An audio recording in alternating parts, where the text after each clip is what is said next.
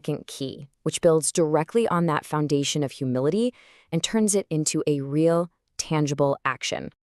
In this teaching, prayer is framed as something really active. It's not just a quiet ritual or a wish list. It's described as a call and response system, like an urgent cry for help that's specifically designed for when you're in distress, and it fully expects a response. An example used is the story of blind Bartimaeus. He didn't come up with some complex, eloquent prayer. He just cried out for mercy. And mercy is so incredibly powerful that it can actually bypass other spiritual requirements, like having perfect faith. And this is where it all comes full circle back to that first key. This statement directly links the absence of prayer to a posture of pride. The argument is that if you're not calling for help, you're basically saying, I've got this on my own.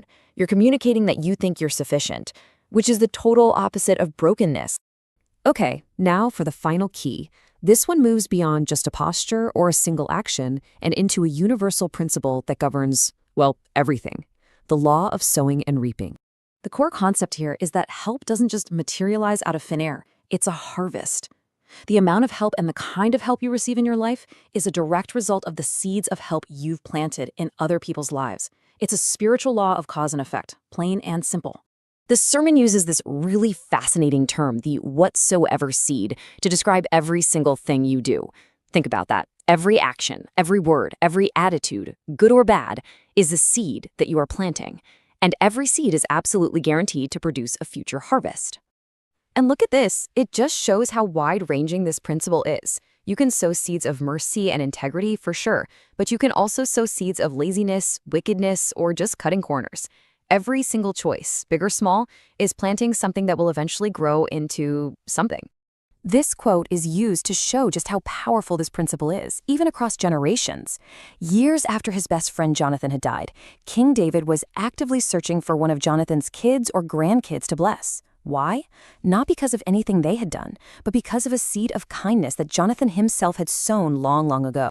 So the big question is, how do these three keys, humility, prayer, and sowing, how do they actually work together?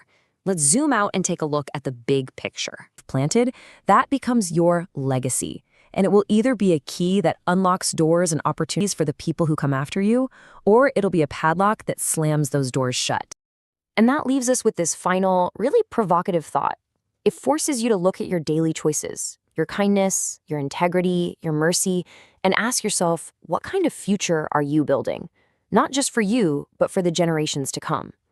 Are you sowing keys, or are you sowing padlocks? A flash of genius, a narrow escape, something that just feels like it's more than a coincidence. Well, what if there was a way to actually identify a hidden force at play in those moments? Today, we're diving into a really fascinating framework that claims to do exactly that. We're going to break down 5 specific signs of what it calls the hand of God. So, what are we even talking about here? What would these signs actually look like in the real world?